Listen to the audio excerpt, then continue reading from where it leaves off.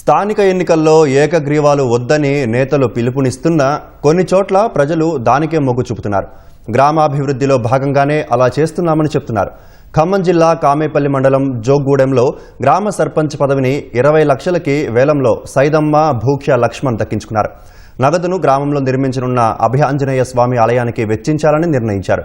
కామేపల్లి మండలం పాతలింగాలలో సర్పంచి వార్డు సభ్యుల ఎంపిక ఏకగ్రీవంగా ఎన్నిక చేయడం ఆనవాయితీగా వస్తోంది. గత సంప్రదాయం ప్రకారం కిన్నెర సుజాతను ఏకగ్రీవంగా ఎన్నుకున్నారు. గ్రామ పంచాయతీ ఎన్నికల్లో బలవంతపు వేలంపాట ఏకగ్రీవాలు వద్దని, ప్రజలు స్వేచ్ఛగా ఓటు హక్కు వినియోగించుకోవాలని రాష్ట్ర ఎక్సైజ్ పర్యాటక శాఖల మంత్రి జూపల్లి కృష్ణారావు కోరారు. కొన్ని గ్రామాల్లో సర్పంచ్ పదవులకు వేలంపాటలు, బలవంతపు ఏకగ్రీవాలు జరుగుతున్నాయన్న మంత్రి జూపల్లి ఇలాంటి చర్యలు ప్రజాస్వామ్యానికి, ప్రజల స్వేచ్ఛకు, చైతన్యానికి విరుద్ధమన్నారు. ప్రజాస్వామ్య తీర్పుతో వచ్చే పదవులను వేలంపాట ద్వారా పొందే వ్యక్తులు తన వద్దకు రావద్దని మంత్రి జూపల్లి కృష్ణారావు స్పష్టం చేశారు.